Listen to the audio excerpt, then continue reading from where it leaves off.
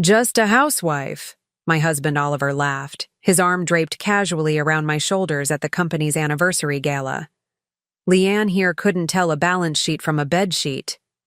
His executive colleagues chuckled on cue while I stood there in my carefully selected black dress, the weight of my MBA diploma and 15 years of silent preparation suddenly invisible. The room froze when my Uncle Reggie, the retiring CEO of Meridian Technologies, tapped his glass. I'd like to introduce the new chief executive officer who will be taking the reins next month. Oliver straightened his tie, a practiced smile spreading across his face. Before we jump back in, tell us where you're tuning in from, and if this story touches you, make sure you're subscribed, because tomorrow I've saved something extra special for you. Leanne Matthews, Uncle Reggie announced, his eyes finding mine across the room, who has been preparing for this role since she was 19. I raised my champagne flute toward my husband's shocked face. Funny thing about balance sheets, Oliver. They always reveal who really holds the power. The tension in the grand ballroom of the Westbrook Hotel was palpable as I took slow, deliberate steps toward the stage.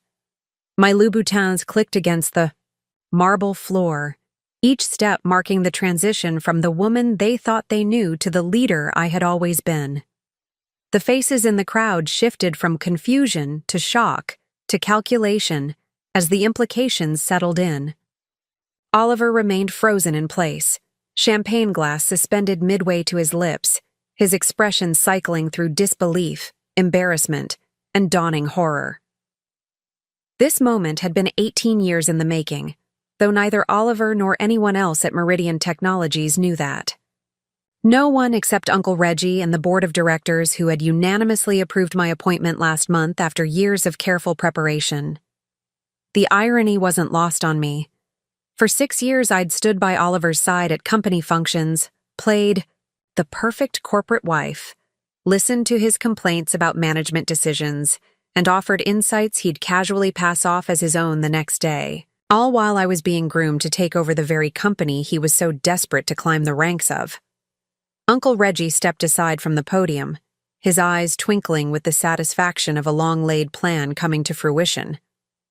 We had kept my training entirely off the books, weekend strategy sessions disguised as family visits, late-night calls about company direction presented to Oliver as catching up with Uncle Reggie, executive coaching with industry leaders conducted under the guise of charity committee work.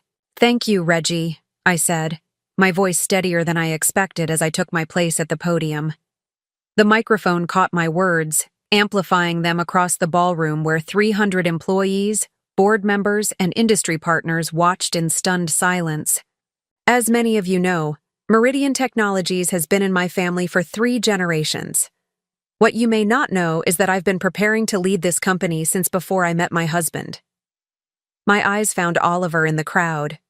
He had managed to set down his champagne glass and was now tugging at his collar, his face flushed crimson under the crystal chandeliers.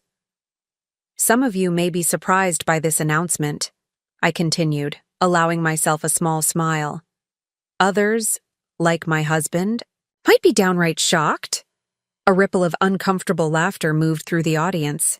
But Meridian's success has always depended on looking beyond the obvious, seeing potential where others see limitations, and planning for the long game. That's exactly the philosophy I'll bring as your new CEO. As I delivered the remainder of my prepared remarks about Meridian's future direction and my vision for growth, I watched Oliver slip away from his colleague group and head for the bar. By the time I concluded my speech to enthusiastic applause, most likely fueled by curiosity and strategic allegiance shifting rather than genuine support, he was on his 3rd scotch. The next hour passed in a blur of congratulations, subtle inquiries about my qualifications, and not-so-subtle questions about whether Oliver would remain with the company. I answered each with the polished diplomacy that Uncle Reggie had coached me on for years. "Oliver has been a valuable member of our financial team," I would say. "I look forward to discussing his future role with him privately." It was nearly midnight when I finally found myself face to face with my husband in the emptying ballroom. The catering staff was clearing dishes around us, and the band had packed up their instruments. Oliver's eyes were slightly unfocused from the scotch, but the anger in them was crystal clear. "When exactly were you planning to tell me?" he demanded, keeping his voice low but unable to mask the fury vibrating through each word. I adjusted my diamond bracelet, a gift from Uncle Reggie when I completed my executive MBA program, while Oliver thought I was taking cooking classes. "I've tried to tell you for years, Oliver. You just never bothered to listen." "That's bullshit, Leanne. This was calculated deception. You and Reggie planned this whole thing behind my back." "Behind your back?" I let out a small laugh that held no humor. "I told you I was meeting with Reggie to discuss the company. I told you I had insights into the industry. I literally left financial projections on our home office desk that you dismissed as my little hobby work. You were playing house, hosting dinner parties, planning our vacations. How was I supposed to know you were—" "That's exactly it, Oliver," I interrupted, my calm finally giving way to the frustration of years of dismissal. "You saw exactly what you wanted to see. Just a housewife. And it never once occurred to you that I could be more, because in your mind, managing a household couldn't possibly translate to managing a company." His jaw clenched as he glanced around, suddenly aware of the lingering staff witnessing our confrontation. "We'll discuss this at home," he muttered. I shook my head, the weight of the day settling into a strange mix of vindication and sadness. "No, we won't. My things are already packed. I'll be staying at the Madison Hotel until I find a new place." I reached into my clutch and removed a business card, placing it on the table between us. "This is my lawyer's contact information. I think it's best if we handle things professionally from here on out." "You're leaving me? Tonight? Because of a job?" His voice cracked on the last word, genuine shock registering on his face perhaps for the first time that evening. "No, Oliver. I'm leaving because 6 years ago when we met, you pursued the director's daughter with calculated precision. You saw me as a stepping stone to the C-suite, never as a partner." I gathered my wrap around my shoulders. "The board meeting is at 9 a.m. on Monday. As CFO, your presence is expected. As my husband, your position is up for consideration." I turned and walked away, the echo of my heels on marble creating the soundtrack to the end of one chapter and the beginning of another. This wasn't how I had imagined this night unfolding when Uncle Reggie first proposed his succession plan, years ago.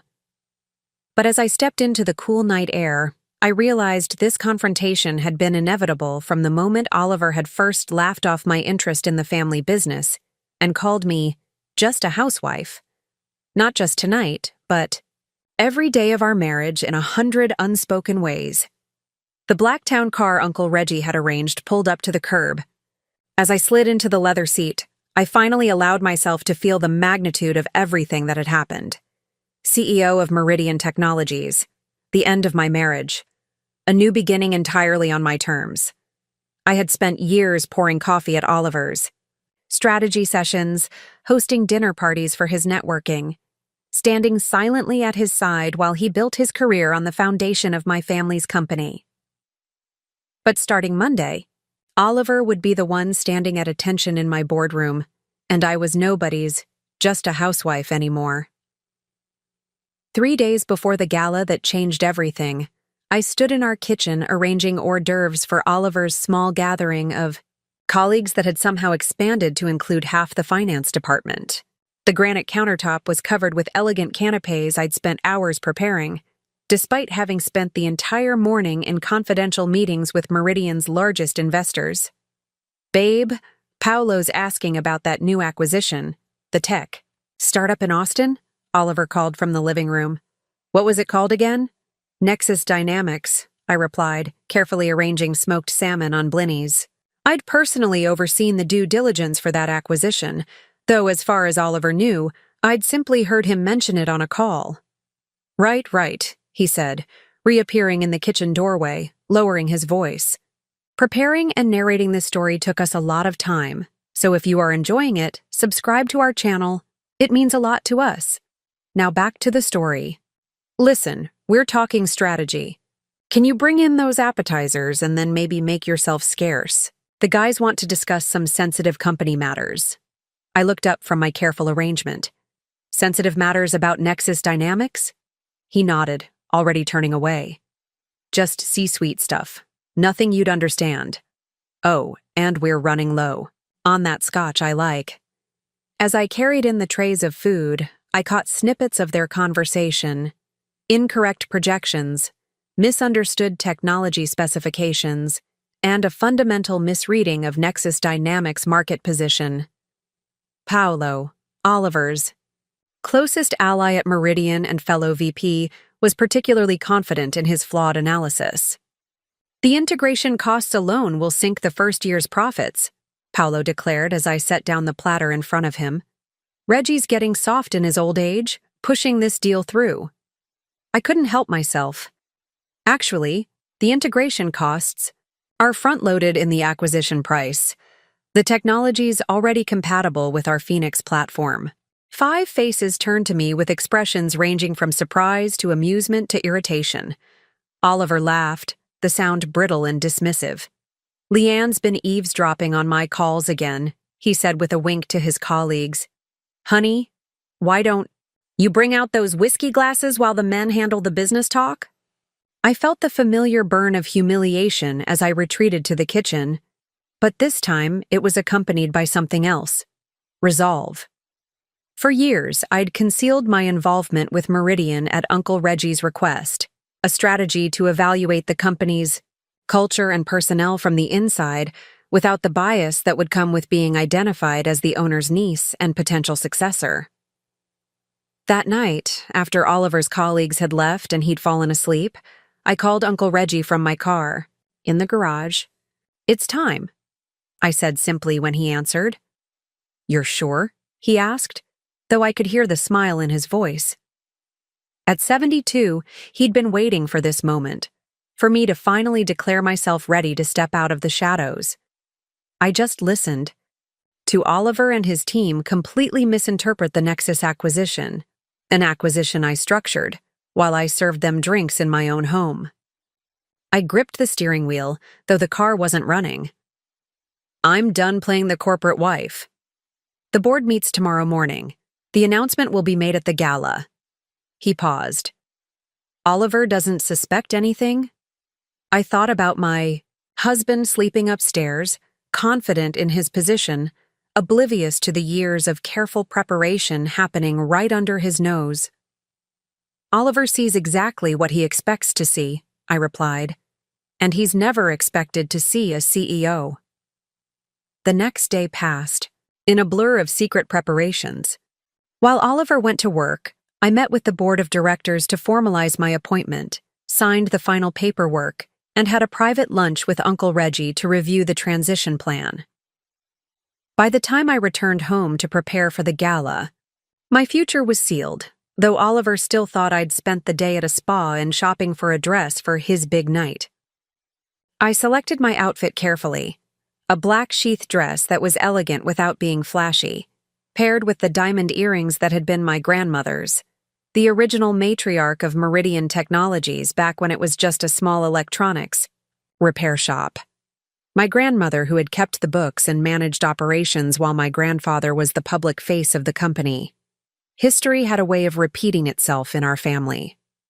As I applied my lipstick, Oliver came up behind me, adjusting his cufflinks. You look nice, he said, meeting my eyes in the mirror. For a brief moment, I saw a flash of the man I'd fallen for, the ambitious, energetic financial analyst who'd courted me at a charity event 6 years ago, before I realized his interest had more to do with my family connections than my personality. Thank you, I replied, maintaining my composure though my heart was racing with the knowledge of what the evening would bring. Big night tonight, he continued, straightening his tie. Reggie's finally announcing his retirement and naming his successor. Paolo thinks it might be Richardson from operations, but my money's on Stevens. Either way, major reshuffling ahead. He grinned. Good time to be in the CFO's seat. I capped my lipstick. You really have no idea who it might be? Oliver shrugged. Reggie plays things close to the chest, but it'll be someone from inside the company, someone who understands Meridian's culture. He winked at me. Someone like me in a few years, if... I keep climbing. Someone who understands Meridian's heart, I corrected softly. What? I stood, smoothing my dress. Nothing. We should go. Wouldn't want to be late for your big night. As we drove to the Westbrook Hotel, Oliver rehearsed what he called his power conversations for the evening, who he needed to impress, what strategic insights he would casually drop, how he would position himself favorably with whoever was named as Reggie's successor. I half listened, nodding at appropriate intervals while mentally reviewing my own preparations for the evening, the speech I had memorized, the keyboard members I needed to connect with, the strategic announcements about Meridian's future direction that I would make as the new CEO. Remember, Oliver said as we pulled up to the valet, these events are important for my career. Just smile, look pretty, and let me handle the business talk. I took a deep breath as he came around to open my door. In less than 2 hours, his entire understanding of our relationship and his place at Meridian Technologies would be irrevocably shattered. Of course, dear, I said, taking his arm. It's your night to shine. 6 years earlier, I stood on the terrace of the Lakeside Country Club, nursing a glass of champagne and watching guests mingle at my uncle's 70th birthday celebration. At 28, I had just completed my MBA from Wharton and was deep into what Uncle Reggie called my stealth training program, learning every aspect of Meridian Technologies from the ground up without revealing my connection to the Matthews family. You need to understand the company without the distortion that comes from being the boss's niece, Uncle Reggie had insisted when I was 19 and first expressed interest in eventually leading the family business. People behave differently when they know you'll one day sign their paychecks. So I'd interned at our competitors during college breaks, earned my MBA with a focus on tech management, and had spent the past 2 years consulting for similar companies in our industry, all while meeting regularly with Uncle Reggie to discuss Meridian's operations, challenges, and strategy. Ms. Matthews? A confident voice interrupted my thoughts. I turned to find a tall man with warm brown eyes and an impeccable suit extending his hand. Oliver Harrington, I don't believe we've met. Leanne, I replied, shaking his hand. And no, I don't think we have. I'd remember if we had, he said with a smile that managed to be both professional and slightly flirtatious. I'm with Meridian Technologies, senior financial analyst in the corporate development group. I felt a flutter of curiosity. Uncle? Reggie had mentioned bringing on promising new talent in that department. You work for Reggie Matthews, then? The birthday boy? Oliver nodded, glancing toward where my uncle was holding court with a group of longtime friends.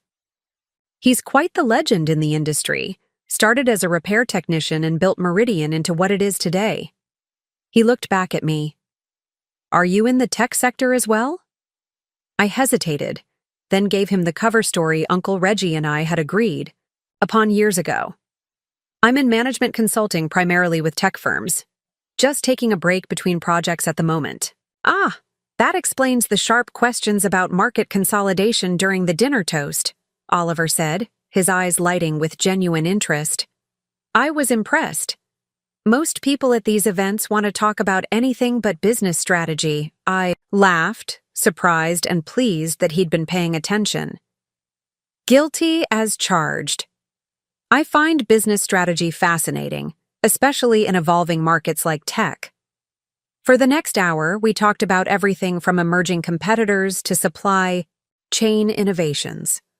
Oliver was smart, engaged, and refreshingly straightforward about his ambitions. I want to be CFO within 5 years, he confessed as we walked along the club's moonlit garden path. I know that sounds aggressive, but I believe in setting clear goals.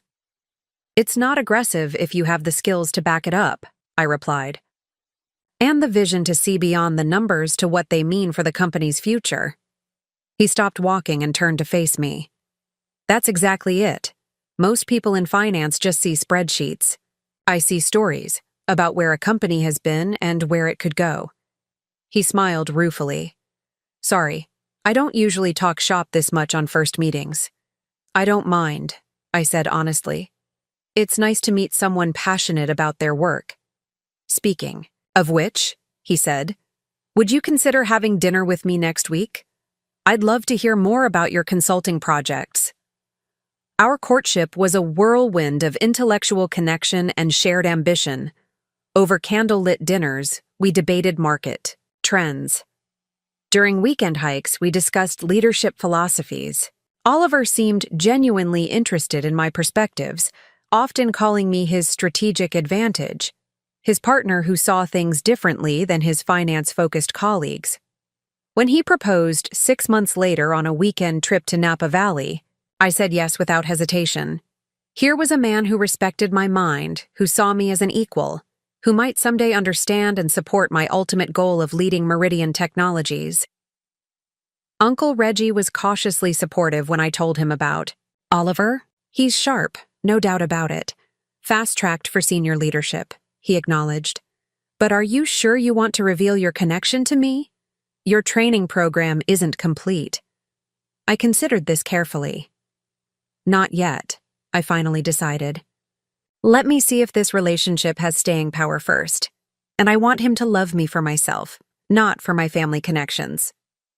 So our engagement continued with Oliver believing I was simply the niece of his boss, not the designated heir to the company. We married in a small ceremony at the Matthews family lake house, with Oliver none the wiser that he was standing on property that had belonged to Meridian's founding family for generations. Our first year of marriage was everything I'd hoped for, an equal partnership between two ambitious professionals who respected each other's capabilities. Oliver would bring home challenging financial scenarios from work, and we'd solve them, together over dinner. I'd share insights from my consulting projects, actually my training assignments from Uncle Reggie, and Oliver would incorporate them into his presentations, proudly telling me later how impressed his superiors had been. We make a great team, he'd say, kissing me before heading to bed. Your strategic thinking and my financial expertise, we're unstoppable. When Oliver was promoted to finance director in record time, partly based on an acquisition strategy, we developed together at our kitchen table. He brought home champagne and 2 glasses. To us, he toasted, his eyes shining with genuine appreciation. I couldn't have done this without you, Leanne. Your insights made all the difference.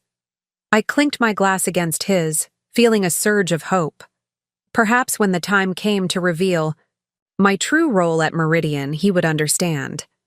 Perhaps our partnership was strong enough to withstand the surprise. That night, as Oliver slept beside me, I called Uncle Reggie with an update on my training. I think I've found my CFO, I whispered into the phone, watching my husband's peaceful face. Someone who truly understands the numbers and has the ambition to help drive Meridian forward. Just make sure he understands who's driving, Uncle Reggie cautioned. Power has a way of changing people, Leanne. I've seen promising young men like Oliver transform once they get a taste of the executive suite. Not Oliver, I insisted. He values partnership. He respects my mind. That won't change with a promotion. The silence on the other end of the line should have warned me, but I was too much in love to hear it. I hope you're right, Uncle Reggie finally said. For both your sakes. I couldn't have known then how quickly that hope would unravel, or how prophetic my uncle's warning would prove to be. At that moment, lying beside my husband in the dark, I truly believed we would always be equals. Partners in life, perhaps someday partners in business. I had no way of knowing that less than a year later, I would hear Oliver refer to me as just the wife for the first time. The changes were so gradual, I almost missed them. 18 months into our marriage, Oliver was promoted to Vice President of Finance at Meridian. The night of the announcement, We celebrated at Lombardi's, the upscale Italian restaurant where we'd had our first date. To the youngest VP in Meridian's history, I toasted, genuinely proud of his accomplishment. The promotion was well-deserved. Oliver had a talent for financial strategy that even Uncle Reggie acknowledged privately to me. Oliver clinked his glass against mine, his face flushed with success and expensive Cabernet. I can hardly believe it myself. When I started at Meridian, I never imagined climbing the ladder this quickly. I'm not surprised, I said honestly. You've always had the vision and drive. Though I do think that reorganization proposal we worked on last month certainly helped your case. A flicker of something, discomfort, irritation, crossed Oliver's face before his smile returned. About that, he said, setting down his glass. Randy mentioned how impressed he was with the workforce efficiency metrics in that presentation. Randy Stevens was the COO and Oliver's direct superior. I waited for Oliver to continue with what I expected would be an acknowledgement of our teamwork. Instead, he said, I think it's better if we keep our relationship a bit more separate from my work from now on. I felt a small chill despite the restaurant's warm lighting. What do you mean? It's just that he reached across the table to take my hand, his tone gentle but firm. Now that I'm in the executive suite, perception matters more than ever. If people think I'm bringing home company materials or that my strategies aren't entirely my own. But we've always collaborated, I said carefully. Since our first date, practically. And that was perfect when I was still establishing myself, he agreed. But now, it's different. I need to be seen as my own man, making my own decisions.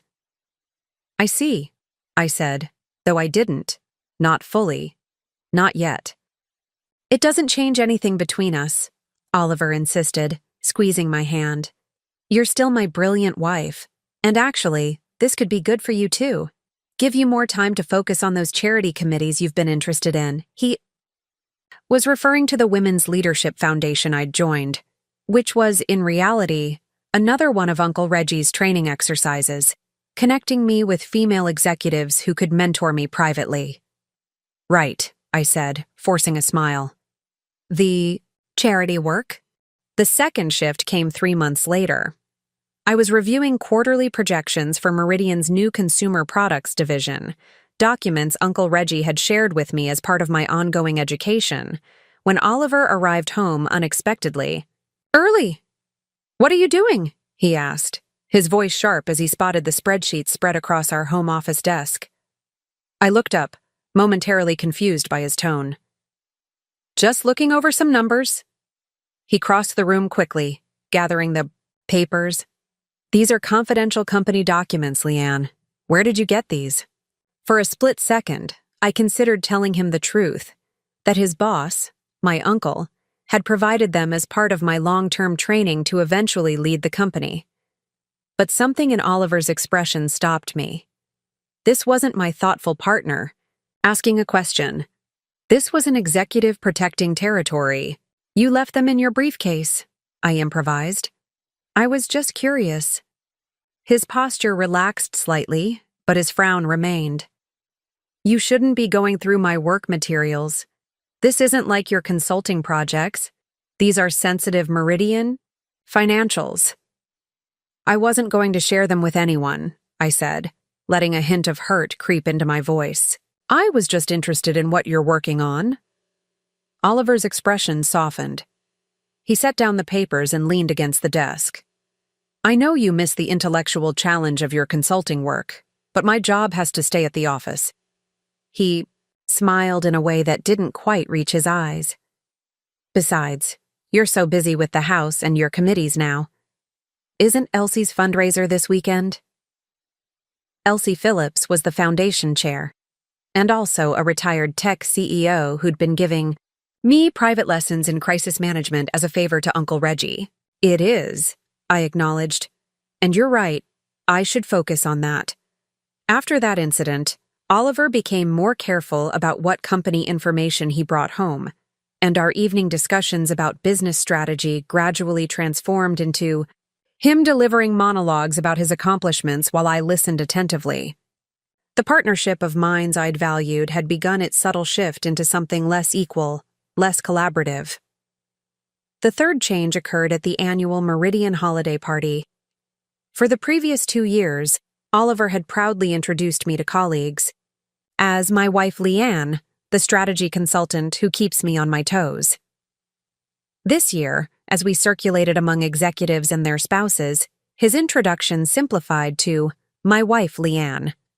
When Randy Stevens asked about my work, Oliver answered before I could speak. Leanne's taking some time off from consulting. She's running our household now, which is more than a full-time job with all our entertaining. I felt myself being redefined in real time, my professional identity casually erased in a crowded room. Later that evening, as we mingled with a group of newer employees who didn't know me, someone asked directly what I did. She makes sure I don't miss any appointments and keeps our social calendar running like clockwork, Oliver answered with an affectionate squeeze of my shoulder. I'd be lost without my personal assistant at home. The group laughed appreciatively, while I stood there with a frozen smile, recognizing the dangerous territory we were entering. On the drive home, I tried to address it gently. You know, when people ask what I do, I'm capable of answering for myself, I said, keeping my tone light. Oliver glanced over, seemingly surprised. Was I speaking over you? Sorry about that. Just trying to keep things simple. By describing me as your personal assistant? He laughed. It was a joke, Leanne. Everyone knows how much I value you, do they? Because it seemed like you were deliberately downplaying my professional background. Oliver's grip tightened on the steering wheel. I thought we agreed your consulting work was in the past. We're in a different phase now. I'm building my career. And you're supporting that by handling our home life. There's nothing wrong with that traditional arrangement. There is if it's not what we agreed to, I said quietly. Well, things change, don't they? He replied, an edge entering his voice. My position at Meridian requires certain appearances, certain dynamics. The other executives' wives understand that. I'm not the other executives' wives, I said. Oliver sighed as he pulled into our driveway. No, you're mine, and I need a partner who understands what that means as I climb higher at Meridian. He turned off the engine and looked at me. Can you be that partner, Leanne? In that moment, I should have recognized the question for what it really was. Not whether I could support him, but whether I would accept my diminishment as the price of his advancement. Instead, remembering Uncle Reggie's advice about learning the company from all angles, I nodded. Of course I can, I said. I want you to succeed. It was true, though not for the reasons he believed. I wanted Oliver to succeed, because I still hoped that when the time came for me to take my place at Meridian, he would stand beside me as I had stood beside him, as a true partner. Looking back now, I realized that was the moment I should have seen what was coming. The moment his ambition revealed itself as something that required my diminishment rather than our mutual elevation. Instead, I helped him select a new tie for his executive headshot the next day, pushing away the nagging realization that my husband was slowly writing me out of my own story. By our 3rd anniversary, the transformation was complete. The man who had once eagerly sought my strategic input now patronizingly explained basic business concepts to me over dinner. The partnership that had begun with intellectual equality had morphed into a dynamic where Oliver was the important executive, and I was, increasingly, just the supportive wife who ensured his shirts were pressed and dinner parties were flawless. Yupati, wouldn't believe the acquisition deal we're working on, Oliver announced one evening as I served the roast chicken I'd prepared, despite having spent the morning in a confidential meeting with Uncle Reggie about that very acquisition. Finally getting into the AI space? Very cutting edge. That sounds interesting, I replied neutrally. What's the target company's market position? Oliver chuckled, cutting into his chicken. It's complicated stuff, honey. Lots of technical valuation metrics you wouldn't understand. Try me, I said, setting down my fork. He sighed, the sound tinged with affectionate condescension. Look, I know you like to keep your hand in with those business books you read, but this is high-level corporate strategy. Even some of the board members are struggling to grasp the implications. The board members whose questions I had prepared answers for just that morning, working alongside Uncle Reggie.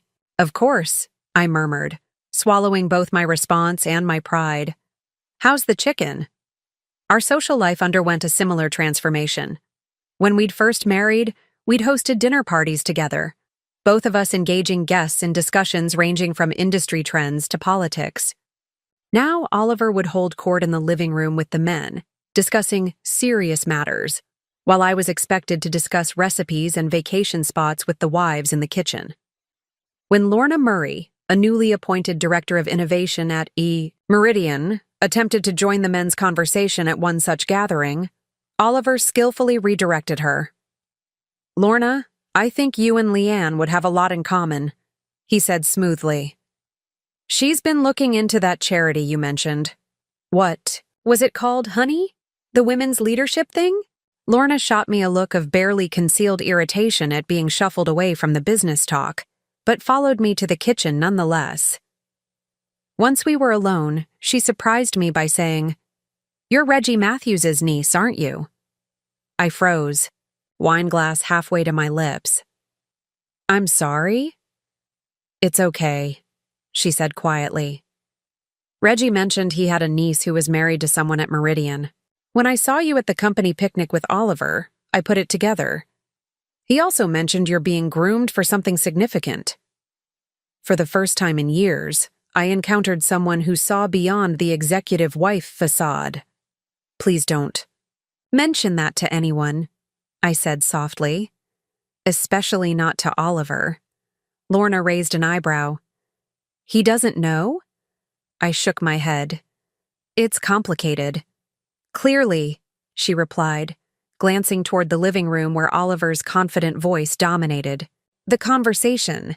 But just so you know, what he's telling them about the Eastern market expansion is completely wrong. The regulatory hurdles alone will delay implementation by at least 18 months, I finished. I know. A slow smile spread across Lorna's face. Well, this just got interesting. Tell me, does he have any idea who he's really married to? Less and less every day, I admitted. From that night forward, Lorna became my ally and confidant at Meridian. Through her, I gained additional insights into the company's day-to-day operations that even Uncle Reggie wasn't privy to. She also confirmed what I had begun to suspect. Oliver was building a reputation as a ruthless climber, taking credit for others' work and strategically undermining colleagues he viewed as threats. He's formed quite the boys' club with Paolo and a few others, Lorna told me during one of our charity planning lunches that were actually strategy sessions. They're systematically pushing out anyone who doesn't fit their vision of Meridian's future leadership, especially women and older employees who remember the company's history. People who might be loyal to the Matthews family tradition, I observed. Exactly. Your husband is ambitious, Leanne. He wants the CEO position when Reggie retires, and he's positioning himself aggressively. The irony wasn't lost on me. Oliver was maneuvering for a position that had been designed for me since I was 19, all while treating me as nothing more than a decorative accessory to his rise. At home, the dynamic continued to deteriorate. Our home office, once a shared space, gradually became Oliver's study. My business books were relocated to the guest room bookshelf to make space for his golf trophies and industry awards. When I attempted to discuss an article about market trends relevant to Meridian, Oliver would listen with half-hearted interest before changing the subject. That's nice, honey. But did you call the landscaper about the backyard? The Jacobsons are coming for barbecue this weekend, and I want everything. Perfect. Randy just approved their department's budget, and I need to make a good impression.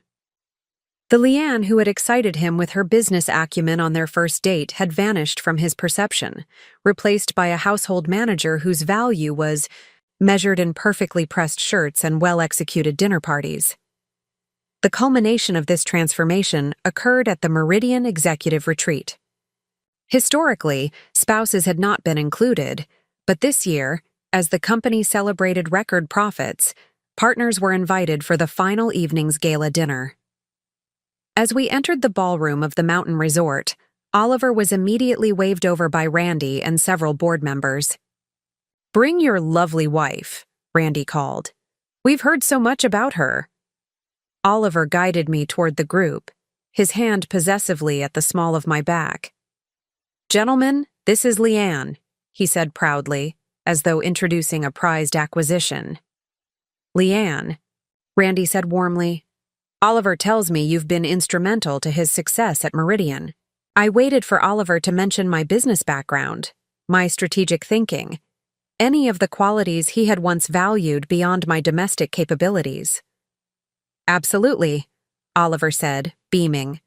"She runs our home like a CEO, manages the staff, handles our social calendar, keeps everything running smoothly so I can focus entirely on Meridian. I don't have to worry about a thing outside the office." The men nodded approvingly, several glancing at their own wives with similar appreciation for services rendered. I felt something shift inside me, not anger, but a cool, clear certainty that I had been playing a role for far too long. "You're too modest," I heard myself saying to Oliver, my voice light but firm. I also proofread all his presentations. "You wouldn't believe the financial modeling errors I've caught." A flicker of alarm crossed Oliver's face. "Leanne loves a good spreadsheet," he said quickly, with a laugh that held a warning. "Always trying to understand my work." "More than trying," I continued pleasantly. "Last month's projection model for the Asia expansion was particularly interesting, though I would have factored in the regulatory changes in Singapore more aggressively." The board members looked at me with sudden interest. Randy Stevens tilted his head. "You have a background in financial modeling, Mrs. Harrington?" Before I could answer, Oliver interjected. "Leanne took some business courses before we met. She likes to keep up with the jargon." He turned to me, his smile fixed. "Darling, I think Susan was looking for you by the champagne fountain." Susan Reynolds was the CEO's executive assistant and, more importantly, a notorious gossip. "Of course," I said, recognizing the dismissal for what it was. "Gentlemen, it was lovely meeting you." As I walked away, I heard Oliver smoothly transitioning to quarterly projections, erasing my momentary disruption of his carefully constructed narrative. That night in our hotel room, the confrontation was inevitable. What was that about? Oliver demanded as soon as the door closed behind us.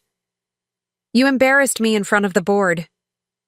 "By demonstrating basic knowledge of your company's operations?" I asked, unzipping my dress with deliberate calm. "By pretending to understand complex financial models you've glimpsed over my shoulder," he countered. "These men take me seriously, Leanne. I can't have you playing business expert with them." I turned to face him. "What if I'm not playing?" His laugh was dismissive. "Come on, you haven't worked in years. You're a housewife, and a wonderful one. Why isn't that enough for you?" In that moment, standing in an overpriced resort room paid for by the company my family had built, I realized that Oliver wasn't just diminishing me anymore. He had actively erased the woman he'd fallen in love with, replacing her with a creation of his own design, one that better served his ambitions. "You're right," I said quietly. "Why isn't it enough?" He mistook my question for capitulation, his expression softening as he crossed the room to kiss my forehead. "You're perfect exactly as you are," he assured me. My perfect wife. But as he turned away to loosen his tie, he missed the resolve, forming in my eyes. I was indeed perfect exactly as I was, not as his creation, but as Reggie Matthews' heir, the woman who had been preparing for years to lead Meridian Technologies into its next chapter. And it was finally time for Oliver to meet her. The annual Matthews family reunion at Lake Geneva had been a tradition since before Meridian Technologies existed. Every summer, 3 generations gathered at the sprawling lakeside compound to reconnect, reminisce, and, though few outside the family knew this, discuss the future of the company that had made them wealthy. This year marked the 50th anniversary of Meridian's founding by my grandparents, Edward and Susan Matthews. Oliver had always attended these reunions with me, though he viewed them primarily as networking opportunities with my influential uncle rather than family gatherings. "We should only stay 2 nights this time," Oliver said as I packed our bags. "I have that strategy meeting with Paolo and Randy on Monday morning." "It's the 50th anniversary," I reminded him. "Uncle Reggie is giving a special presentation on Sunday about Grandma and Grandpa's legacy. We can't miss that." Oliver sighed, but relented. "Fine, but make sure Reggie knows I made a special effort to stay. It could help with that SVP position that's opening up." The reunion was larger than usual, with distant cousins and former executives who had been part of Meridian's early days joining the celebration. Oliver was in his element, working the crowd with practiced charm, always positioning himself near Uncle Reggie when important conversations were happening. Saturday afternoon found me sitting on the dock with my great-aunt Elsie, my grandmother's younger sister who had worked as Meridian's operations manager in its first 2 decades. At 92, her mind remained razor-sharp, her observations unclouded by sentimentality. "Your husband is certainly attentive to Reggie," she remarked, watching Oliver laughing at something my uncle had said across the lawn. "Reminds me of those remoras that attach themselves to sharks." I couldn't help but smile at her candor. "He's ambitious." "So was your grandmother," Aunt Elsie replied, turning her piercing blue eyes on me. "But she never confused ambition with value." She patted my hand. "Reggie tells me you're nearly ready to take the reins." "I think so," I said quietly. "But Oliver doesn't know yet." Aunt Elsie's eyebrows rose slightly. "You've kept your own husband in the dark about who you really are? That's a heavy secret to carry, my dear." "It wasn't supposed to be for this long," I admitted. "In the beginning, I wanted him to love me for myself, not for my connection to Meridian. Then, as he climbed the ranks, it became complicated. Because he began to see you differently," she said. Not a question, but an observation. "Yes." She nodded slowly, her gaze drifting across the lake. "Your grandfather did the same to your grandmother, you know. This was news to me." "What do you mean?" "Susan was brilliant with operations and finance. She could look at a balance sheet and spot inefficiencies no one else saw. She built the systems that allowed Meridian to grow beyond a small repair shop. But as the company expanded, Edward began introducing her as my wife, rather than my business partner. In public, she became the woman who organized company picnics, not the woman who designed our inventory control system."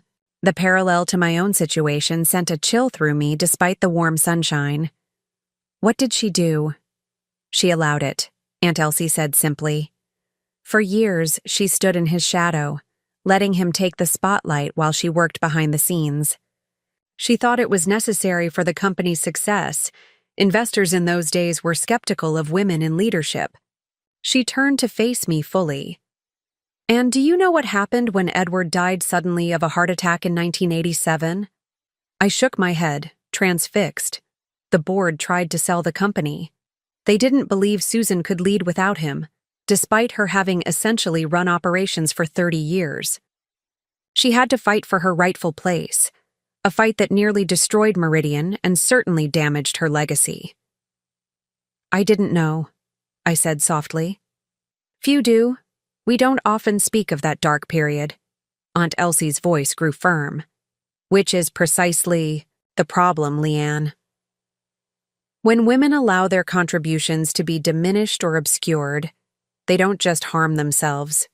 They become invisible in the story, forgotten by history. Your grandmother's name should be as prominent as your grandfather's on the company masthead, but it isn't, because she accepted her public diminishment for too long. I watched Oliver across the lawn, now deep in conversation with two board members. You think I'm making the same mistake. I think, she said carefully, that there is a difference between strategic patience and self-erasure.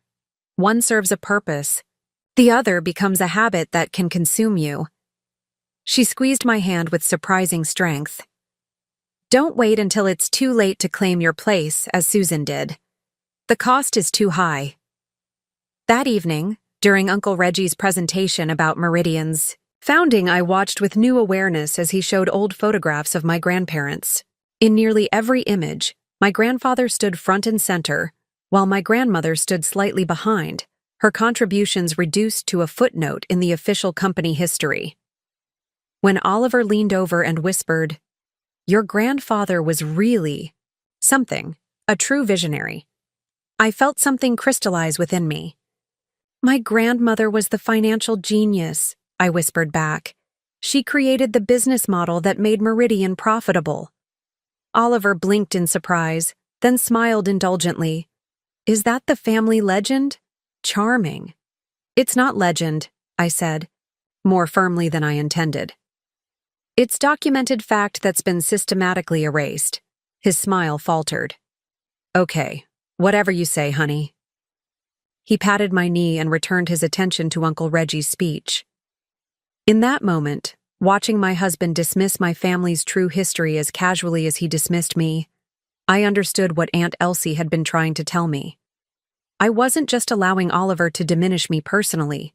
I was participating in the same pattern that had nearly cost my grandmother her rightful place in Meridian's story. As the presentation concluded and the family raised their glasses to toast Meridian's legacy, I made a silent vow. The cycle of erasure would end with me. The Matthews family reunion marked a turning point in my awareness, but outwardly, nothing changed. I continued my double life. Dutiful corporate wife in public, CEO in training in private. The contradiction wore on, me more now that I understood its historical context, but Uncle Reggie counseled patience. Just 6 more months, he assured me during our weekly meeting, disguised as a casual lunch at a cafe far from Meridian's offices. The succession plan is finalized. The board has unanimously approved your appointment, and Oliver still has. No idea? I asked, stirring my untouched tea. Uncle Reggie's expression softened with rare sympathy. Not from our end, though how he's missed the signs all these years is beyond me. The signs were there for anyone paying attention. My regular meetings with charity contacts who were actually industry leaders and board members, the executive leadership courses I'd completed, the book club that was actually a CEO mentoring circle. But Oliver saw only what reinforced his narrative. A supportive wife whose ambitions extended no further than maintaining his home and social calendar. This selective blindness became painfully clear at the Chamber of Commerce dinner the following month. Meridian was being honored for its contributions to local STEM education initiatives, programs I had designed with Lorna Murray, though Oliver had presented them to the board as his project. As we arrived at the downtown hotel, Oliver straightened his tie and reviewed his talking points for the acceptance speech. Remember to thank Randy specifically, I suggested. The funding increase was his decision. Oliver nodded absently. Got it. How do I look? Perfect, I assured him, helping him adjust his cufflinks. A gift from me on our first anniversary, back when he still valued my mind as much as my support. We were seated at the head table with other honorees and local business leaders. To my surprise, Dr. Susan Whitmore, the dean of the business school at State University and a member of my book club, was seated beside me. Leanne, she greeted me warmly. What a pleasure to see you here. I was just telling my colleagues about your brilliant analysis of distributor consolidation patterns last week. I felt Oliver stiffen beside me. I think you must be confusing my wife with someone else, he said with a polite laugh. Leanne's expertise is more in the domestic arts than business analysis. Dr. Whitmore looked momentarily confused. But at the leadership forum, that's Susan's charity focus, Oliver interrupted smoothly. Women's leadership. She attends some lectures and discussion groups, but it's more of a social thing than professional. He turned to me with an indulgent smile. Isn't that right, honey? 10 years of training in corporate diplomacy kept my expression pleasant. The discussions are quite substantive, I said carefully.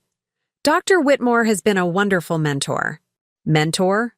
Oliver chuckled. That's sweet. Leanne's always trying to improve herself. One of the things I love about her. He turned to Dr. Whitmore. But she's never worked in corporate leadership. She's being modest about her real talents. You should see the fundraiser she organized last month. 300 guests, perfect down to the last detail. I watched as my professional identity was erased yet again, replaced with the domestic arts narrative Oliver had created. Dr. Whitmore's eyes met mine with a mixture of confusion and concern, clearly trying to reconcile the confident business strategist she knew from our leadership forums with the decorative wife Oliver was describing. How versatile you are, she said diplomatically. When Oliver excused himself to speak with the mayor before the ceremony, Dr. Whitmore leaned in. Leanne, does your husband know about your role in the succession plan at Meridian? Not yet, I admitted quietly. She raised an eyebrow. That's going to be quite a shock for him. It's complicated, I said, the explanation sounding hollow even to my own ears. It always is, she replied, her tone softening. But speaking as someone who's mentored dozens of women executives, I've noticed that the most common barrier to female leadership isn't external opposition. It's allowing others to define who we are and what we're capable of. She glanced toward Oliver, now laughing with the mayor. Even when those others are the people closest to us. Her words stayed with me through dinner and the awards presentation. I watched Oliver accept the honor for Meridian's educational initiatives, smiling proudly as he described his team's vision for supporting local schools. Not once did he mention my involvement, though I had written most of the proposal he was now being celebrated for. At the reception afterward, I became increasingly invisible. When introduced to new people, Oliver would say, "This is my wife, Leanne," with no further elaboration. When conversation turned to business matters, he would subtly position himself between me and the group, physically and conversationally excluding me. The final blow came when an elderly board member, slightly drunk on complimentary champagne, approached us. "Mrs. Harrington," he said, pressing my hand between his. "Reggie speaks so highly of your understanding of Meridian's legacy. Says you've got your grandmother's head for strategy." For once, someone was acknowledging my connection to the company's history. I began to respond, but Oliver stepped forward. "Mr. Donovan, you must be thinking of another Matthews," he laughed. "Leanne's the beauty of the family, not the business brain. She can barely balance our household checkbook." The casual cruelty of the remark stunned me into silence. It wasn't just that he was diminishing me, he was actively misrepresenting me, creating a fictional version of his wife that suited his narrative. "Actually," Mr. Donovan frowned, "I distinctly recall Reggie mentioning—" "Oh, Uncle Reggie loves to tease," Oliver interrupted, wrapping his arm around my waist in a gesture that felt more possessive than affectionate. "He's always saying Leanne should have been the one working at Meridian instead of playing housewife, but we all know where her talents truly lie." He squeezed my waist. "Don't we, honey?" In that moment, looking into Oliver's expectant face, I realized he genuinely believed the fiction he had created, the Leanne he had married, educated, strategic, ambitious, had been completely replaced in his mind by the Leanne he needed, decorative, domestic, and deferential. "Yes," I said, the word tasting like ash in my mouth. "We certainly do. Later." That night, as Oliver slept peacefully beside me, I stared at the ceiling and faced a difficult truth. I had allowed this erasure to happen. In the name of strategy, patience, and Uncle Reggie's succession plan, I had participated in my own diminishment until I barely recognized myself in Oliver's descriptions. I reached for my phone and sent a text to Uncle Reggie. Time to accelerate. The timeline. I'm ready. His response came seconds later. About time. Board meeting Thursday. Announcement at Friday's gala. I set down the phone and turned to look at my sleeping husband. In less than a week, Oliver would finally meet the real Leanne Matthews, the woman who had been hiding in plain sight all along. The Thursday board meeting, where my appointment as CEO would be formalized, was scheduled for 9 a.m. I told Oliver I had a charity breakfast, kissed him goodbye, and drove to Meridian headquarters, parking in the visitors section rather than the reserved executive spaces where he might recognize my car. Uncle Reggie met me in the lobby, his eyes twinkling with anticipation. Ready? To make history, Leanne. More than ready, I replied, smoothing down the lapels of my charcoal gray suit, a far cry from the feminine dresses Oliver preferred I wear. The board meeting proceeded exactly as planned. Financial reports were reviewed, quarterly projections discussed, and finally, Uncle Reggie formally announced his retirement, effective at the end of the month. As you all know, he said, looking around the table at the 10 board members, succession planning has been a priority for me over the past 5 years. I've worked closely with each of you to identify and prepare the right leader to take Meridian into its next chapter. He nodded toward me. I'm pleased to confirm our unanimous selection of Leanne Matthews Harrington as Meridian Technology's next Chief Executive Officer. Despite having known this moment was coming, hearing it stated officially in the boardroom my grandfather had built sent a surge of emotion through me. For a brief moment, I thought of Oliver, unaware in his office 10 floors below, still believing he was on track for the C-suite himself. The rest of the meeting focused on transition details and the public announcement planned for the following evening's gala. As we wrapped up, Harold Winters, our longest-serving board member, approached me. I've served on this board through 3 CEOs, he said, his voice gruff but warm. Voted against 2 of them. But you, young lady, you've got your grandmother's insight and your uncle's strategic patience. Meridian will be in good hands. Thank you, Harold, I replied, touched by the reference to my grandmother. That means a great deal coming from you.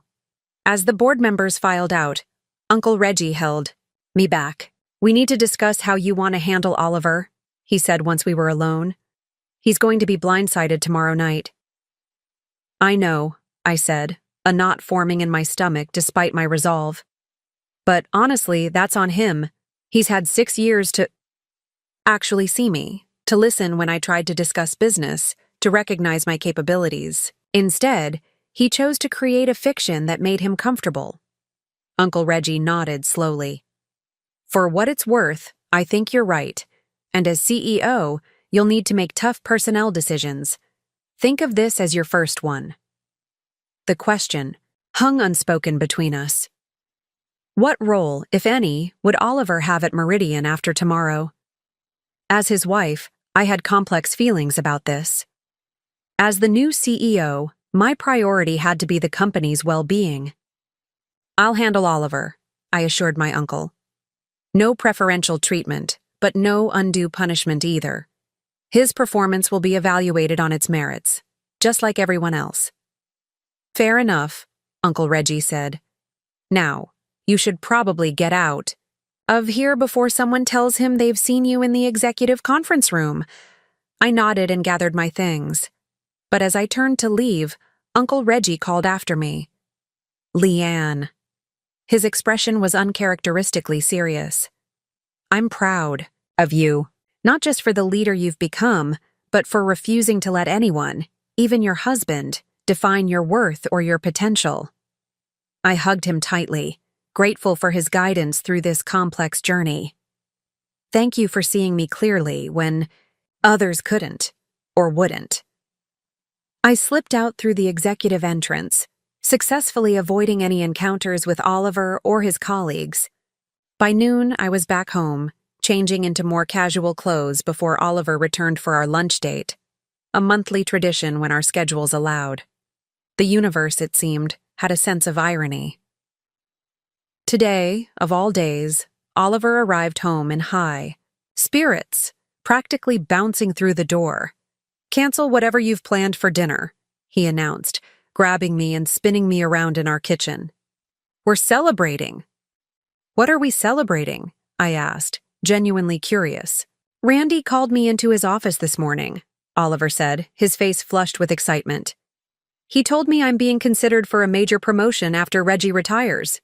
Not CEO, that's going to someone with more seniority, but possibly COO, or President of North American Operations."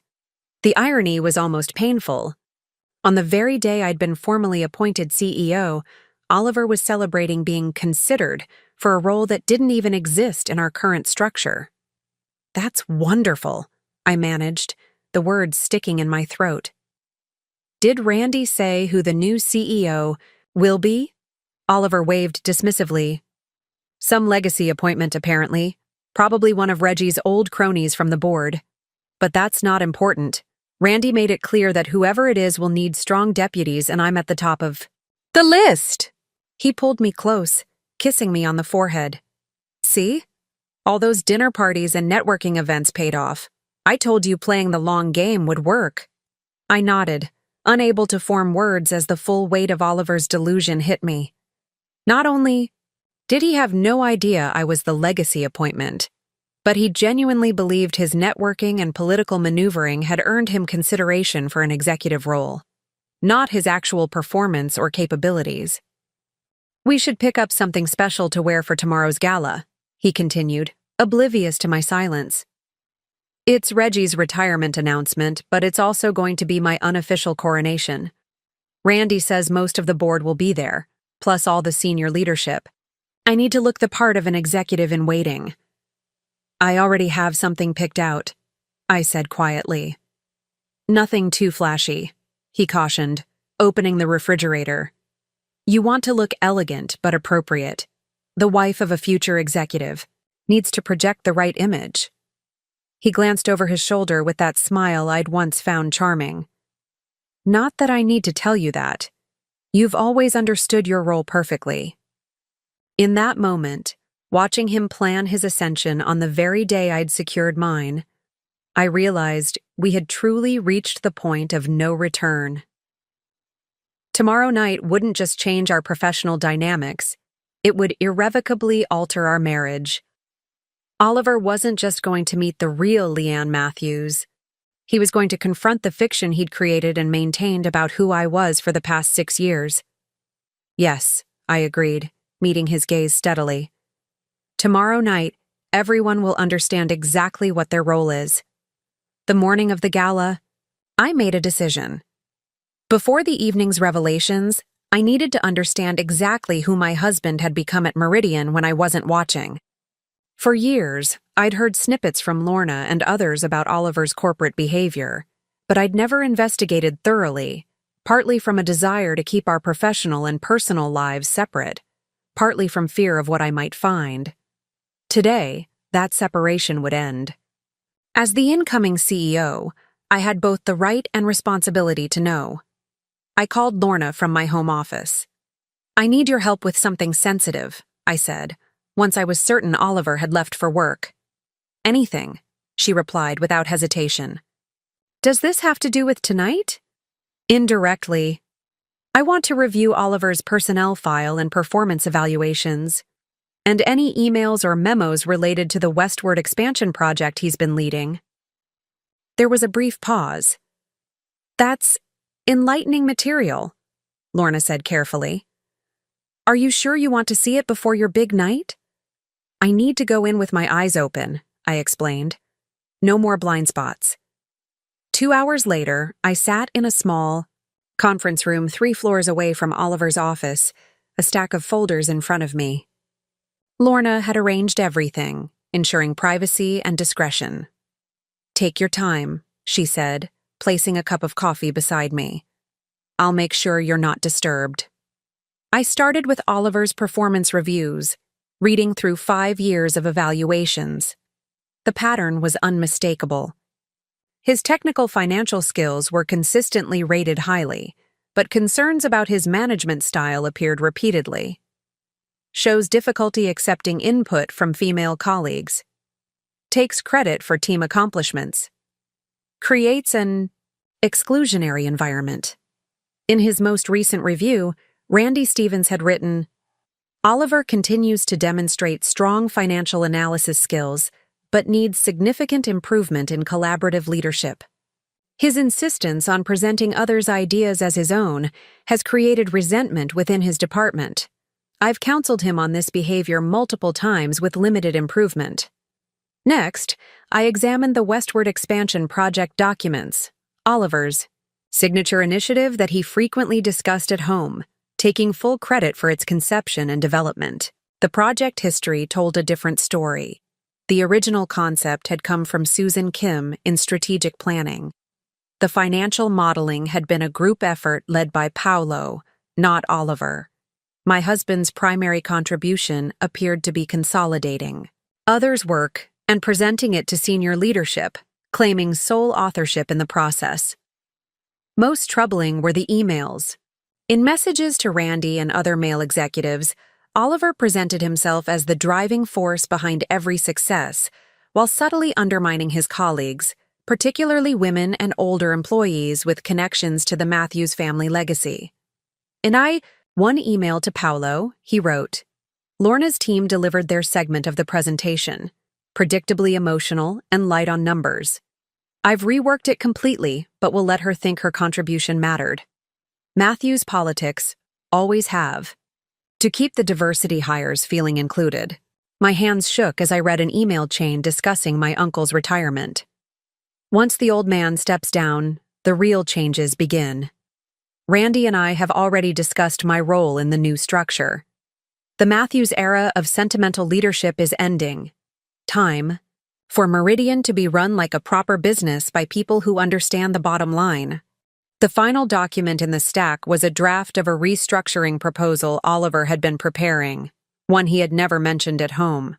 It outlined a complete reorganization that would eliminate several departments, including those led by people loyal to the Matthews family tradition of balancing profit with purpose.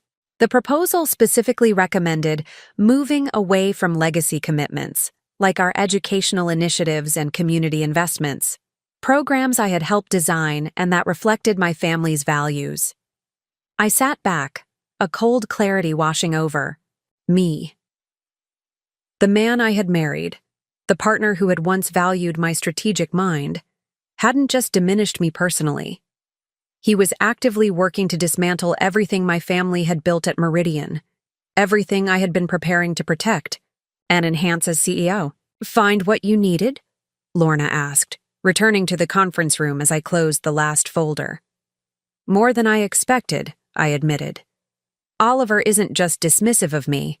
He's dismissive of everything Meridian stands for under the Matthews family. Leadership." Lorna nodded, unsurprised. "He and Paolo have been building their coalition for years, positioning themselves as the modern alternative to your family's approach. They've been quite open about their intentions to refocus the company, exclusively on profit once Reggie retires." She hesitated. "They assume the new CEO will be easily influenced or controlled." "Well," I said, gathering the folders into a neat stack, "tonight should be educational for everyone involved." I thanked Lorna for her help and left through a side entrance, avoiding any potential encounters with Oliver. As I drove home to prepare for the evening, I processed what I'd discovered. This wasn't just about my husband underestimating me anymore. This was about the soul of Meridian Technologies itself. Oliver wasn't merely planning his rise within the company my family had built. He was planning to fundamentally change it, erasing the values and commitments that had defined Meridian for 3 generations. He wasn't just trying to erase me. He was trying to erase my family's entire legacy. Tonight's revelation would be more consequential than I had initially realized. This wasn't just a personal reckoning between husband and wife, but a definitive moment for Meridian's future direction. As I parked in our driveway, I received a text from Uncle Reggie. "Everything set for tonight. No going back now." I typed my response with steady fingers. No desire to go back. Tonight we move forward, without compromise. The personal betrayal hurt, certainly, but the attempted corporate coup clarified my path forward. Tonight, I wouldn't just reclaim my identity from Oliver's diminishment. I would reclaim my family's company from those who sought to strip it of its purpose and values. I entered our house with renewed resolve, heading upstairs to prepare for what would now be both a professional debut and a personal reckoning. The black dress I had selected weeks ago hung ready in my closet. Not the supportive wife's attire Oliver had instructed me to wear, but the confident statement of a CEO about to take command. In a few hours, Oliver would finally see me clearly. Not as the housewife he had invented, but as the leader I had always been preparing to become. And based on what I had discovered today, that recognition would be just the beginning of a much larger awakening at Meridian Technologies. While preparing for the gala, I received an unexpected call from Harold Winters, the senior board member who had compared me to my grandmother. "Leanne, I apologize for disturbing you before tonight's announcement, but there's something you should know." His normally confident voice sounded troubled. "I was just in a meeting with Randy Stevens where your husband was present. Their conversation afterward was concerning." My hand tightened around the phone. "What did you hear, Harold?" They didn't realize I was still in the conference room. I was gathering my papers in the corner. Oliver was asking Randy about the CEO announcement tonight. Randy confirmed it would be a Matthews family selection, as they've been calling it. Harold paused. Then Oliver said something that struck me as odd. He said, "Once the announcement is made, we move forward with Operation Phoenix." Randy seemed to understand exactly what that meant. The name triggered an immediate connection. Phoenix was Meridian's proprietary operating platform, the core technology that powered our most profitable products. Access to its source code was strictly limited to a handful of senior engineers and executives. "Did he elaborate?" I asked, a chill spreading through me despite the warm evening. "No, but Randy mentioned something about those Swiss bank accounts finally coming in handy." Then they saw me and immediately changed the subject. Harold's voice lowered. "Leanne, in 40 years on corporate boards, I've developed an instinct for when something isn't right. Whatever Operation Phoenix is, it didn't sound like standard business procedure." I thanked Harold for the warning and immediately called Lorna, asking her to discreetly check if anyone had accessed the Phoenix source code repositories unusually in recent months. She called back 20 minutes later as I was finishing my makeup. "You were right to be suspicious," she said without preamble. "There's been a pattern of after-hours access to the Phoenix repositories from Oliver's credentials dating back 6 months. And large sections of code have been downloaded. Not normal. Review activity." "Has anything been altered?" I asked, my CEO instincts immediately focusing on potential damage. Not that I can tell from the logs, but I'm not an engineer. I've asked Susan from security to quietly run a comparison with our offline backups. She'll have results within the hour. I glanced at the clock. We needed to leave for the gala in 30 minutes. "Have her send the results directly to me and alert Uncle Reggie. No one else for now." Oliver appeared in the doorway of our bedroom as I hung up, already dressed in his tuxedo. "Who was that?" he asked casually, adjusting his cufflinks, the ones I'd given him years ago. "Charity committee," I lied smoothly. Years of practice making the deception effortless. "Last-minute details for next week's fundraiser." He nodded absently, his mind clearly elsewhere. "You look nice," he said, glancing at my black dress. "Though I thought you might wear the blue one. It's more appropriate for an executive wife." "I felt like making a statement tonight," I replied, watching his reflection in the mirror as I applied my lipstick. Oliver laughed. The only statement that matters tonight is the one Reggie makes about his replacement and my potential promotion. He checked his watch. We should get going. I want to be there early to connect with the board members before the announcement. The drive to the Westbrook Hotel passed in tense silence, Oliver rehearsing imaginary conversations under his breath, while I tried to process what I'd just learned. As we pulled up to the valet, my phone chimed with a text from Susan in security. Comparison complete. Modified code identified in billing and reporting modules. Changes would allow data rerouting to external servers. Urgent review recommended. I stared at the message, the pieces falling into place with sickening clarity. Phoenix contained proprietary algorithms that made our products industry-leading, worth billions in intellectual property.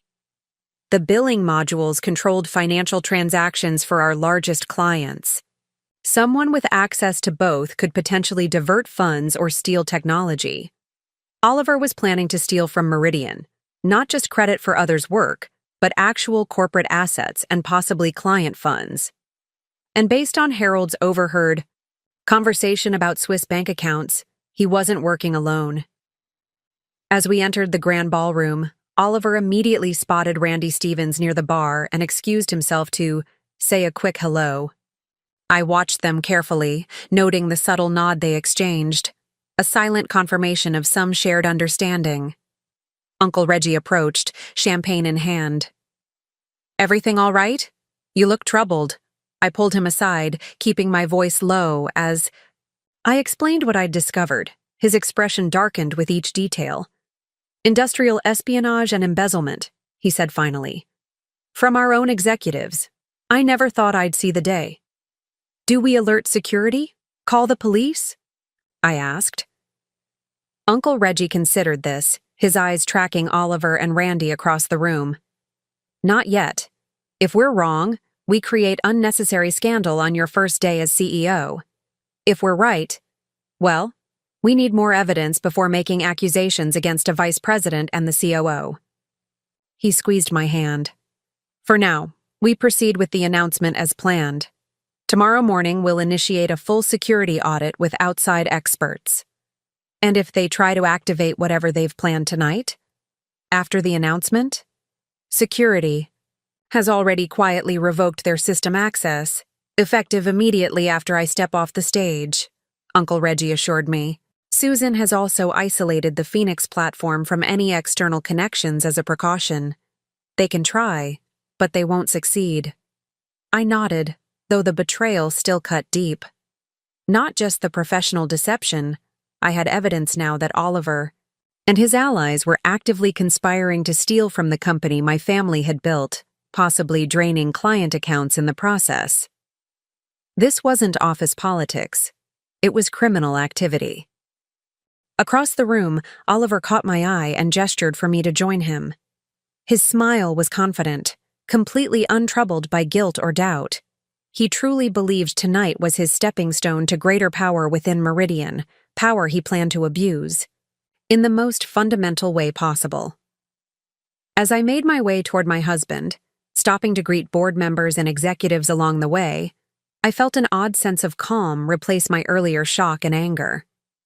The discovery of Oliver's planned betrayal had removed any lingering doubt or hesitation about what needed to happen next. The man who had systematically diminished me, who had dismissed me as just a housewife, wasn't just undermining his wife. He was attempting to defraud the company I was about to lead. There would be no compromise, no gentle transition, no saving of his pride or our marriage. Oliver's expression brightened as I approached, mistaking my resolute expression for supportive excitement. He pulled me close, whispering in my ear, "Everything's falling into place. Randy says the announcement will solidify our position perfectly." I smiled back, letting him see exactly what he expected to see, the dutiful wife, playing her assigned role. "Tonight will certainly change everything," I agreed, thinking not of his imagined promotion, but of the evidence accumulating in Susan's secure server. Perhaps more than you can imagine. The betrayal was now complete, documented, and undeniable, All that remained was the reckoning that would begin in exactly 27 minutes when Uncle Reggie stepped up to the microphone and changed both our lives forever. As the gala progressed, Uncle Reggie worked the room while I maintained my position near Oliver, watching him closely. His phone buzzed repeatedly in his pocket, messages he checked with increasing frequency, each glance followed by a subtle nod to Paolo across the ballroom. "Business on a Friday night?" I asked lightly when he checked it for the 5th time in 10 minutes. "Just confirming some details for next week," he replied, sliding the phone back into his jacket. "Nothing for you to worry about." The dismissal was so routine, so expected, that I almost smiled at its predictability. Tonight would be the last time Oliver Harrington would tell me not to worry my pretty little head about business matters. When he excused himself to use the restroom, I seized the opportunity. The moment he was out of sight, I approached Paolo, who was conversing with 2 engineers near the bar.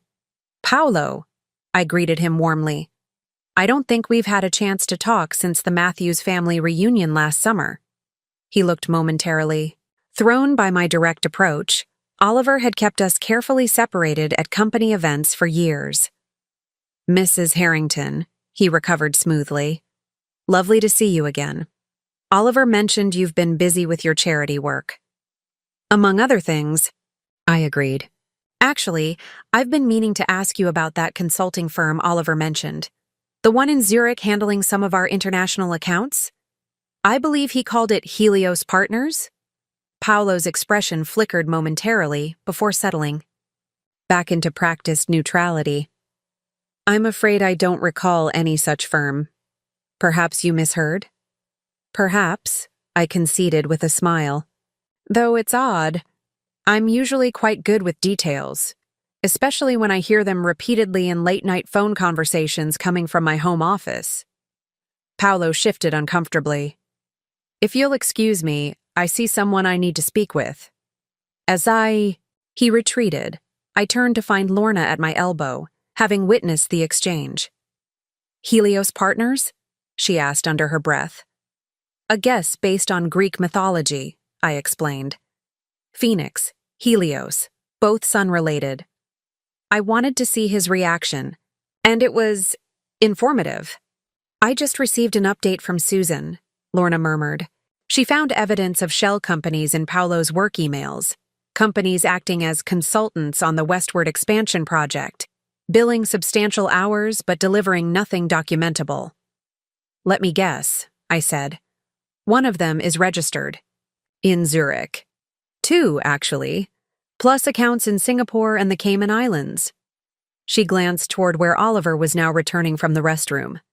"The web is wider than we thought. Oliver's betrayal wasn't just professional. It was comprehensive. A network of shell companies, falsified consultancies, and financial manipulations spanning years and involving multiple executives. While playing the devoted husband at home, he had been systematically constructing an elaborate scheme to defraud Meridian of both intellectual property and millions in diverted funds. The most painful realization wasn't the depth of his deception, but its careful calculation. Oliver hadn't diminished me out of casual sexism or inherited patriarchal attitudes. He had deliberately relegated me to just a housewife to ensure I wouldn't look too closely at his professional activities. My erasure had been strategic, a necessary component of his larger plan. As Uncle Reggie approached the podium and the room quieted, Oliver returned to my side, slipping his arm around my waist possessively. "This is it," he whispered excitedly. "The start of Meridian's new chapter." Despite everything, I couldn't help but agree with him on that one point. Tonight indeed marked the beginning of Meridian's new chapter, just not the one he had planned. While waiting for Uncle Reggie to begin his speech, I scanned the room, mentally categorizing the key players who would be essential in the aftermath of tonight's revelation. Lorna caught my eye and gave an almost imperceptible nod. Our prearranged signal that everything was in place. Over the past 3 weeks, as the CEO announcement approached, I had quietly built a network of allies throughout Meridian, people who would help stabilize the company during the transition and address the corruption Oliver and his cohorts had embedded in our systems. Susan from security had assembled a forensic team ready to move the moment I gave the order. They would secure servers, isolate compromised systems, and document every unauthorized modification to our code. Harold Winters had engaged an independent auditing firm specializing in corporate fraud. They would arrive at Meridian's offices first thing Monday morning to begin tracing the financial irregularities Lorna had discovered. Dr. Whitmore from the business school had recommended a crisis management team who now waited on standby, prepared to help manage both internal communications and public relations, as news of the attempted fraud inevitably leaked. Most importantly, I had met privately with 5 key department heads who had been marginalized under Randy's leadership, talented executives who had remained loyal to Meridian despite being sidelined by Oliver and Paolo's boys' club. Each had received a confidential briefing about my imminent appointment and had committed to supporting the company through the coming transition. These preparations had been meticulous and strategic, conducted with the stealth Oliver had unwittingly taught me through years of watching him maneuver for advantage. The difference was that my alliances weren't formed to enrich myself at the company's expense, but to protect Meridian's legacy and future. Uncle Reggie stepped up to the microphone, tapping it gently to call the room to attention. Conversations quieted as glasses were raised in anticipation of his remarks. "Good evening, friends and colleagues," he began, his voice steady and warm. "For 50 years, Meridian Technologies has been my home and my purpose.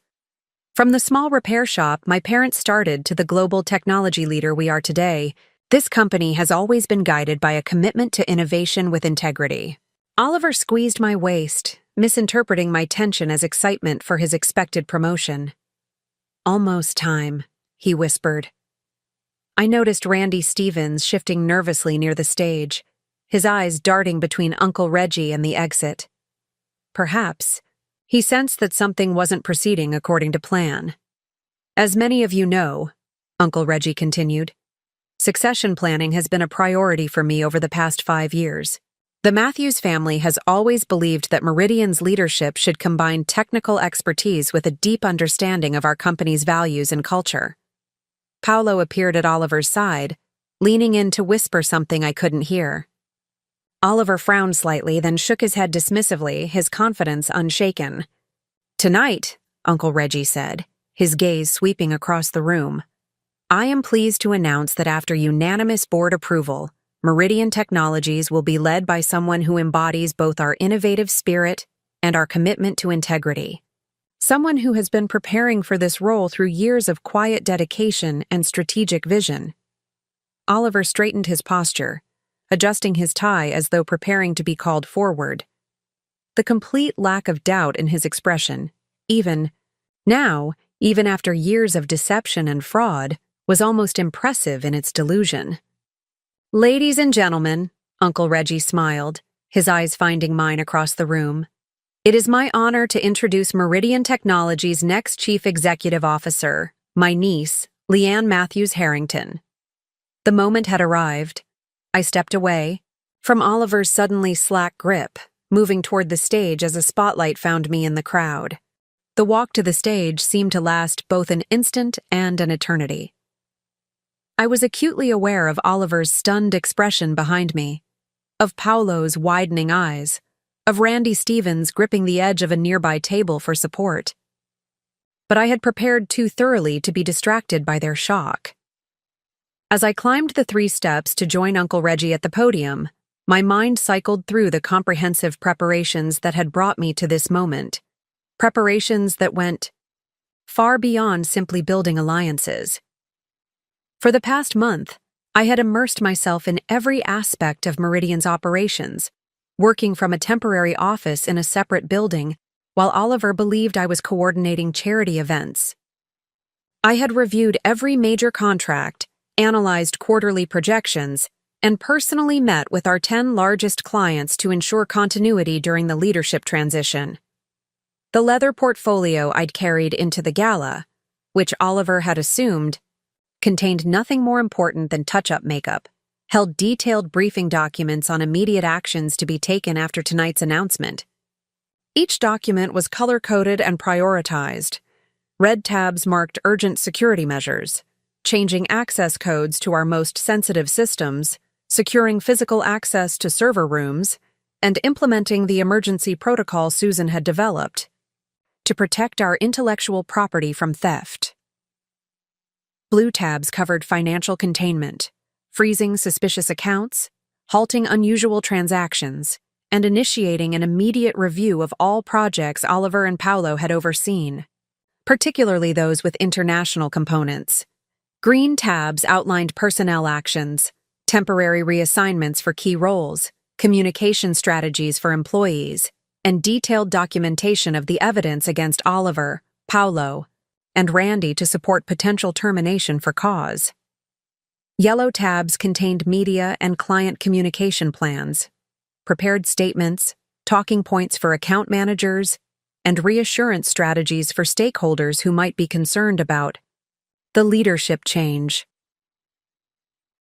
As Uncle Reggie embraced me at the podium, passing the symbolic leadership of Meridian with a warm handshake caught by the event photographer, I knew that within hours, these carefully orchestrated preparations would be activated. By midnight, the security team would be securing digital assets. By dawn, the financial team would be tracing potentially fraudulent transactions. By Monday morning, the company would be operating under new leadership with protective measures fully implemented. "Thank you, Uncle Reggie," I said into the microphone, my voice steady and clear. "And thank you to the board of directors for your confidence and support." I turned to face the assembled crowd, noting the varied expressions: surprise from most employees, satisfaction from the board members who had approved my appointment, and stunned disbelief from Oliver and his inner circle. For those who don't know me beyond my appearances at company events, I'm Leanne Matthews Harrington. I've spent the past 15 years preparing for this role, learning every aspect of Meridian's operations, and developing a vision for our future that honors our legacy while embracing innovation. I allowed my gaze to move deliberately across the room, briefly meeting Oliver's eyes. His face had drained of color, his normal confidence replaced by something approaching panic as the implications of my appointment registered. "Some of you may know me primarily as Oliver Harrington's wife," I continued, my tone conversational but firm. "Others may have worked with me through various initiatives without realizing my connection to the Matthews family. Tonight marks the end of that separation between my personal and professional identities." The room had gone completely silent, every person frozen in place as they processed this revelation. I couldn't help but notice Paolo frantically texting under the table, likely attempting to warn Confederates or activate contingency plans that Susan's team had already neutralized.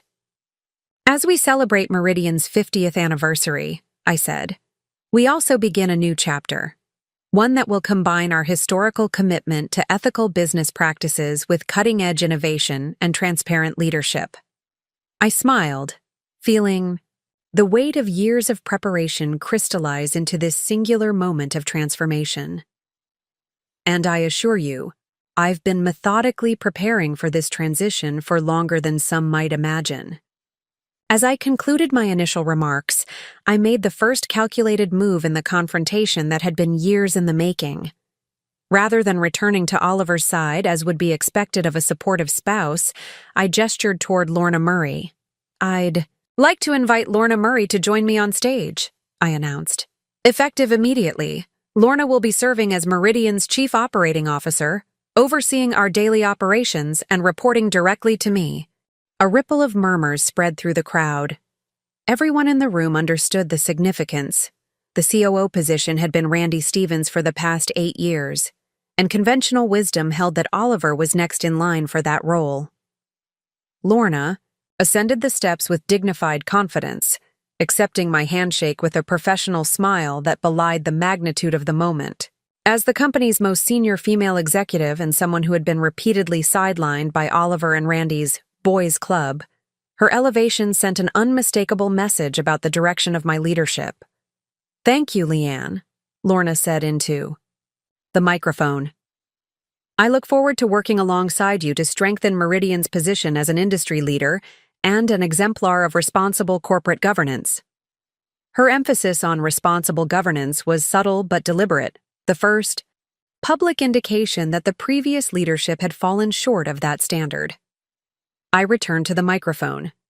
Additionally, I'm pleased to announce that effective Monday morning, Harold Winters will be stepping in as interim chief financial officer while we conduct a comprehensive review of our financial systems and practices.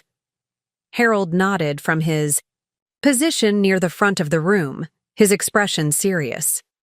The message was unmistakable. Not only was Randy being replaced as COO, but Oliver would not be ascending to CFO as he had clearly anticipated. The strategic nature of these appointments wasn't lost on anyone in the room. I had just removed Oliver and Randy from Meridian's chain of command without directly mentioning either of them. More importantly, I had placed trusted allies in the exact positions needed to investigate and contain the financial irregularities we had discovered.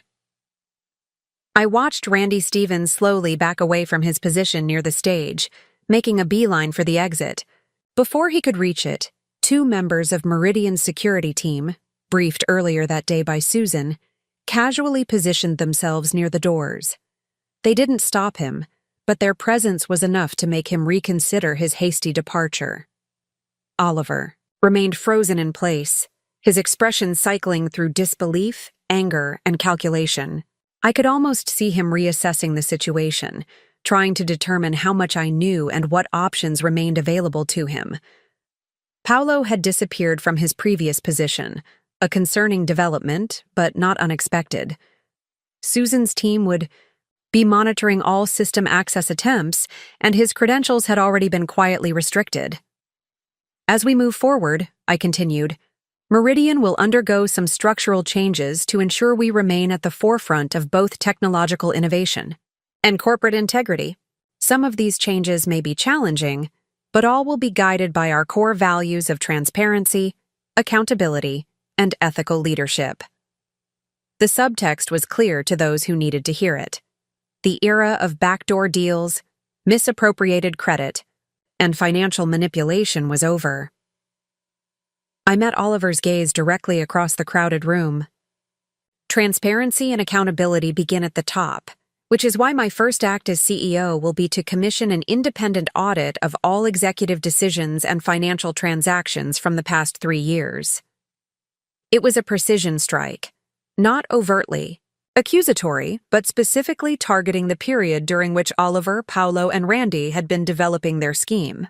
Oliver's face paled as he finally began to understand that this wasn't just an unexpected promotion for his wife.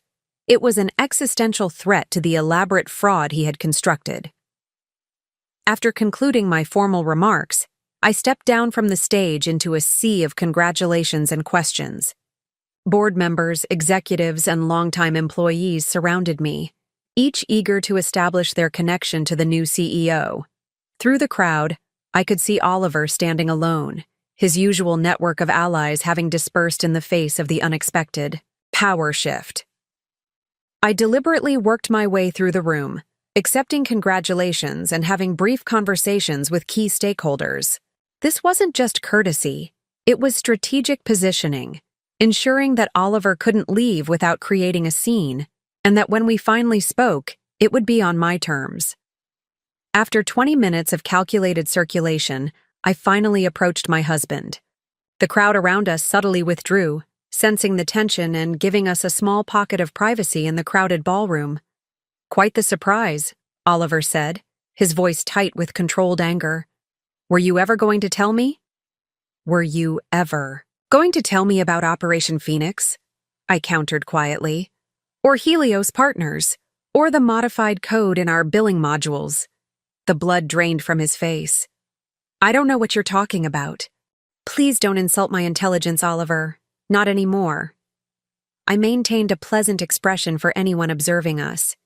We have the server logs, the code modifications, and the financial trails. Susan has been tracking your after-hours access for months. Susan? Confusion flickered across his face. The secretary? Susan Chen, our head of cybersecurity, I corrected. Another capable professional you've consistently underestimated.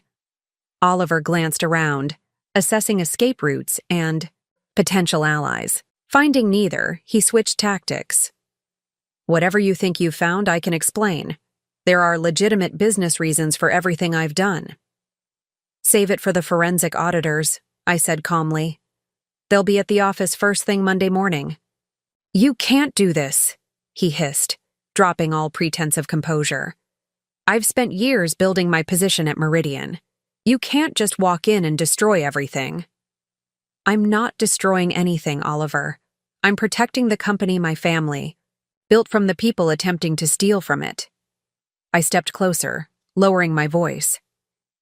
Did you really think no one would notice millions in consulting fees to shell companies? Or unauthorized modifications to our proprietary code?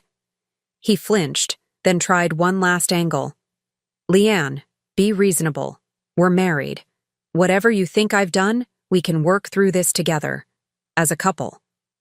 The appeal to our marriage, relationship he'd systematically hollowed out through years of dismissal and deception, was the final confirmation of his moral bankruptcy. Our marriage ended the moment you decided to steal from my family's company, I replied. Though perhaps it ended much earlier, when you decided I was nothing more than a convenient accessory to your ambitions. That's not fair, he protested, though without conviction. Neither was dismissing me as just a housewife for 6 years. While using our marriage as cover for corporate espionage, I countered. But fairness isn't my concern anymore. Corporate security and fiduciary responsibility are. I gestured subtly, and Susan appeared at my side. Mr. Harrington's access credentials have been suspended, she informed me, professional and calm, and the system modifications have been isolated and documented. Thank you, Susan, I replied.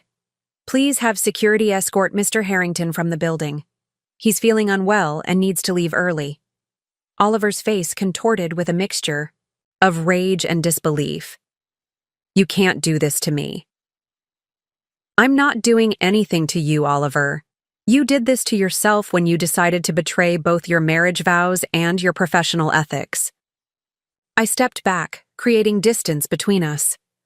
Security will accompany you home to collect essential personal items. The rest can be arranged through my attorney. As 2 security officers approached, Oliver made one final, desperate appeal. Leanne, think about what you're doing. I'm your husband. I met his gaze directly, finally free of the pretense I'd maintained for years. No, Oliver. You're a soon-to-be former employee with serious allegations of financial misconduct against you. And as of tonight, I'm your boss. As security escorted Oliver toward the exit, a strange hush fell over the nearby guests who had witnessed our confrontation. The moment hung suspended between scandal and corporate drama, with dozens of eyes watching to see how I would handle this pivotal moment. I had imagined this scene countless times over the years. The revelation, the confrontation, the aftermath. In my imagination, it had always been charged with righteous anger and vindication. The reality was different, cleaner, calmer, more resolute. With deliberate composure, I turned to face the room, making no attempt to hide what had just occurred. This wasn't a moment for embarrassment or apology, but for clear leadership in a time of transition. As some of you may have gathered, I addressed the curious onlookers, my voice steady. Meridian is facing some internal challenges that require immediate attention. I want to assure everyone that these challenges will be addressed transparently and decisively. From across the room, Uncle Reggie caught my eye and gave a subtle nod of approval. Beside him, Harold Winters raised his glass in a silent toast to the changing of the guard.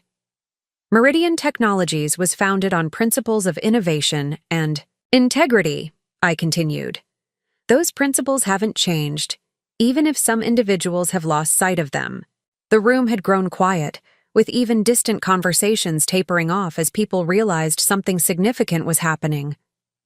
I stood straighter, feeling the weight of my family's legacy and my own long preparation culminate in this moment. 4. Those who have maintained those principles, who have contributed their talents while sometimes being overlooked or undervalued, I want you to know, I see you. Your contributions are recognized, and your voices will be heard. Lorna stepped forward to stand beside me, a visual representation of the new leadership taking shape. Around the room, I could see other allies: Susan, the department heads I'd been secretly meeting with, employees who had been marginalized. Under the old regime, straightening their postures, their expressions shifting from uncertainty to cautious hope. Just a housewife, Oliver had called me mere hours ago, dismissing years of education, preparation, and strategic patience. Now, as he disappeared through the exit doors with security at his sides, I claimed the identity I had been building all along: CEO, leader, heir to a legacy of ethical innovation. I raised my glass, and the room followed suit, a forest of crystal, catching the light. To Meridian's next chapter, built on the best of our past, while courageously facing our future. As the crowd echoed my toast, I felt something shift finally and completely. The culmination of years of being diminished, dismissed and underestimated. The satisfying symmetry of this moment wasn't lost on me. The man who had systematically tried to erase me had instead erased himself from the company's future through his own actions. The triumph wasn't in revenge or retribution, but in restoration of my identity, of Meridian's values, and of the legacy my grandmother had helped build but never fully claimed. Up next, you've got 2 more standout stories right on your screen. If this one hit the mark, you won't want to pass these up. Just click and check them out. And don't forget to subscribe and turn on the notification bell so you don't miss any upload from us.